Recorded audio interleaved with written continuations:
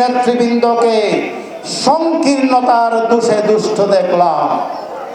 আজকে জুলাই শহীদ দিবস উপলক্ষে এখানে ওয়াসিমের ফলক দেওয়া হয়েছে, আমরা খুশি হয়েছি, আমরা স্বাগত জানাই। কিন্তু পাশাপাশি ফয়সাল শান্তকে কেন অবজ্ঞা করা হলো আমরা জানতে চাই। কেন ফারুককে অবজ্ঞা করা হলো আমরা জানতে চাই।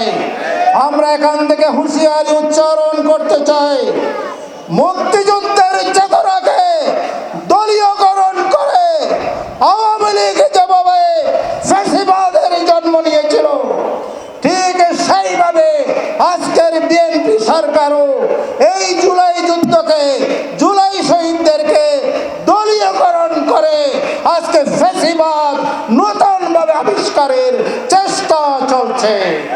কিন্তু বাংলাদেশে কোন ফ্যাসিবাদ বাংলাদেশে আর আসবে না, আসবে না, আসবে না ইনশাআল্লাহ। সকল ষড়যন্ত্র আমরা রুখে দাঁড়াবো ইনশাআল্লাহ।